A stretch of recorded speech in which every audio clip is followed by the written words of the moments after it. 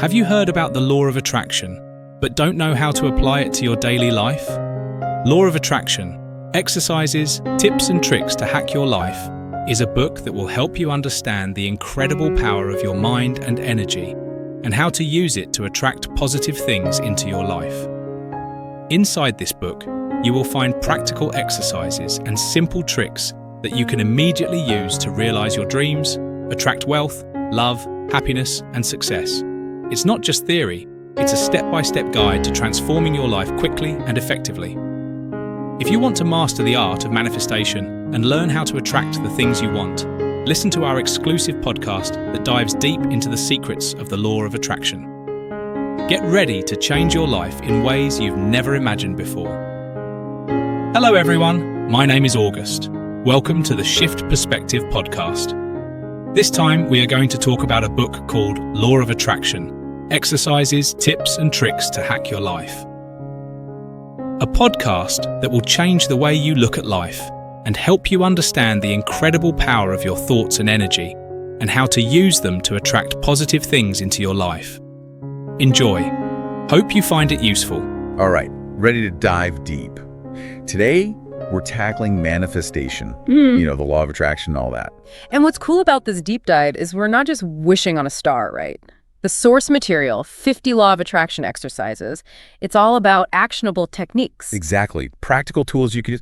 Look, I know there's skepticism around manifestation, and yeah, some of it's deserved, right? Lots of fluffy stuff out there.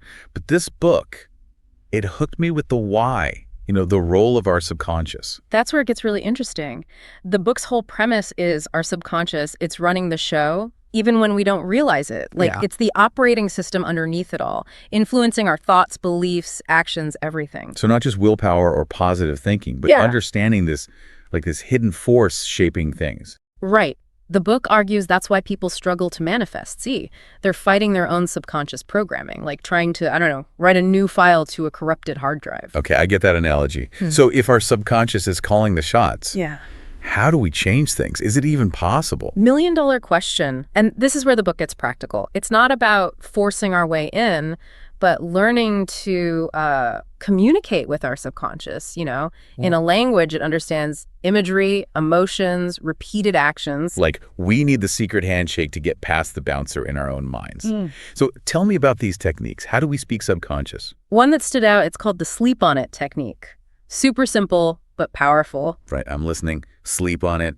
Lay it on me. Right. So you find a picture or write down your desire really clearly. Put it by your bed, look at it right before sleep.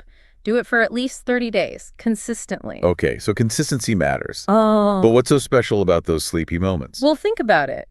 Your conscious mind is finally chilling out. Less chatter, more relaxed, right? Suggestible, even. That's when the subconscious is most open, the book argues. Sneaking those desires in while the conscious mind is off duty. Subliminal messaging for ourselves, kind of. Exactly. And there's some cool stuff in there about why this works, like how hypnosis uses that same heightened suggestibility, even placebo effects. Whoa, okay, so not just some random self-help thing, there's actual logic to it. Right. And speaking of logic, the sleep on it technique, that's passive, but the book also has the active side, engaging with your desires. That's where the remember when game comes in. Remember when? Okay, now that sounds intriguing. What's the game plan there? It's like this. Instead of wishing for the future, right, you vividly remember the event as if it already happened. Wait, so I'm making a memory of something that hasn't happened? My skeptical brain is freaking out a little. I hear you. It's a little out there. But remember how we were saying the subconscious, it doesn't always know real from imagined? Yeah. The book talks about how our brains, they're wired for visualization. So when we really picture something, our neurons, they're firing like it's real. So it's not just saying I aced that presentation. It's more like I'm seeing myself in the room, feeling that confidence, seeing people nodding along, even hearing the applause when I'm done. Yes, exactly. You're making it a whole sensory thing. Sight, sound, emotion, all of it. The book's big on those details because the more real you make it feel, the more your subconscious is like, yep, that happened. Planting those positive memories. Yeah. It's like rewiring our brains, right? Right. Shifting what we believe is possible. That's it. And the cool part is there's science behind this. Neuroplasticity, Our brains actually change based on experiences, even if we just imagine them. Wow, that's wild. So by remembering what we want, We're training our brains to believe it can happen. You got it. And this whole idea of aligning our inner world to the outer world, that's huge in this book. It comes up a lot. Which leads us to something I found really interesting, but kind of tough too. Acting as if, living like your desire is already true. Yeah, definitely takes it a step beyond just visualizing. It's about your actions, your emotions, everything lining up with that outcome. Okay, because some people might be thinking, isn't that just pretending? What would you say to them? I'd say it's not about lying to yourself or anyone. It's about shifting your energy, your behavior to match what you want. Like, say you want to find a partner, right? The book talks about making space for them in your life. Maybe rearrange your bedroom, make room in your closet, that kind of thing. So taking real-world steps, even if the full manifestation isn't there yet. Like sending a signal, right, to our subconscious, to the universe, hey, I'm ready. Exactly. And it's not just the physical stuff either. It's about feeling how you'd feel if you already had it. The book talks about gratitude, joy, abundance, all that good stuff. So we're shifting our inner state to match the external reality we're trying to create. Powerful stuff. It is. And this whole thing about embodying the feeling, it ties in with the more, I guess you could say, advanced techniques in the book. Visualization, energy work, tapping into something bigger. Which I gotta admit, even for me, that stuff can sound a little out there. But I'm curious, what's considered advanced in the book? One that caught my eye was the energy circle visualization. You basically create this circle of energy, just imagine it, and you step into it while you're affirming your desires. Okay, I can picture that. What's the reasoning, though?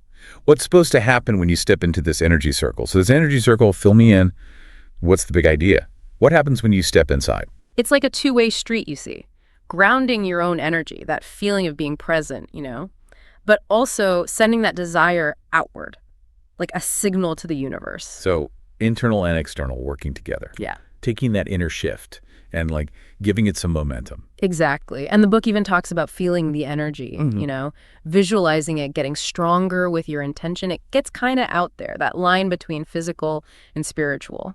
Yeah, speaking of out there, there was that spiritual council technique. That one really got me thinking. Oh, yeah, that's a cool one. So you basically create this team of experts, right? People you admire, could be anyone living or dead. And you ask them for advice, guidance, whatever's on your mind. Like your own personal brain trust, but all in your head. What's so wild is how do you actually, talk to them? You just have the conversation in your mind. Hear their voices, imagine their perspective. It's about tapping into something bigger than yourself, More viewpoints, more wisdom. Expanding your consciousness by, borrowing from others. Yeah. Even if it's just happening internally, that opens up some possibilities, man. No kidding. And, when you look at all these techniques, the simple ones, the out there ones, they all have something in common. What's that? They're all about being more aware, more conscious about how we create our reality. It's not about hoping for things to change, but realizing we have a hand in it, using our minds on purpose. Whether or not you buy into the law of attraction, those are good tools to have, for self-discovery, growth, all that. Totally. It's about realizing, hey, we're not just along for the ride. We shape our lives with what we think, believe, and do. Now, that's a powerful thought. So as we wrap up here, what's the one thing you hope people take away from this deep dive? You are more powerful than you think. That's what the book hammers home. Your thoughts, your beliefs, your actions, they make a difference. It's a good reminder. We can manifest what we want, but we got to understand our own minds first, right? That's where it starts. And hey, maybe as we each become more conscious, we even make the world a little brighter, Thanks for joining this deep dive, everybody. Keep exploring, keep asking questions, and keep manifesting your most amazing life. Until next time. Being comfortable with yourself is a simple way to be happy. Please comment in the comments section on what lessons you learned from reading this book. If you would like to have the book, please order it from the link in the description section of this video. I take my leave. Don't forget to subscribe to the Shift Perspective YouTube channel. Bye-bye.